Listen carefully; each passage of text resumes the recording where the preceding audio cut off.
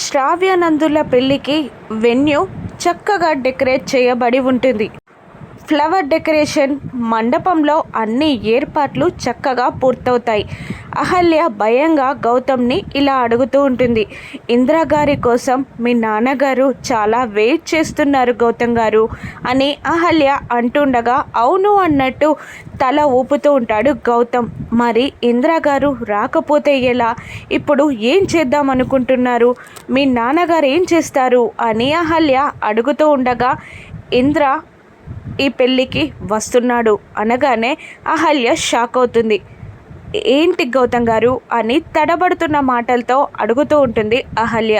అవును, నేను చెప్పేది నిజమే. ఇంద్ర శ్రావ్య పెళ్ళికి వస్తున్నాడు అని చెప్తూ ఉంటాడు గౌతమ్. నిజమా అన్నట్టు సంతోషపడుతూ ఉంటుంది అహల్య. అవును అన్నట్టు కళ్ళు ఆర్పుతాడు గౌతమ్. ఇక ఒక కార్ నుండి ఒక గిఫ్ట్ బాక్స్ పట్టుకొని మిలిటరీ వేషంలో ఉన్న ఒకతను కిందికి దిగుతాడు.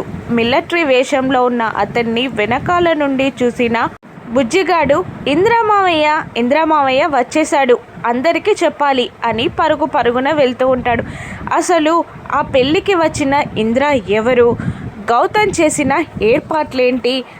వచ్చిన వ్యక్తి ఇంద్ర కాదని ఎవరైనా గుర్తుపడతాడా? ఆ గిఫ్ట్లో ఏముందో రాను ఎపిసోడ్స్లో చూద్దాం. Thank you for watching.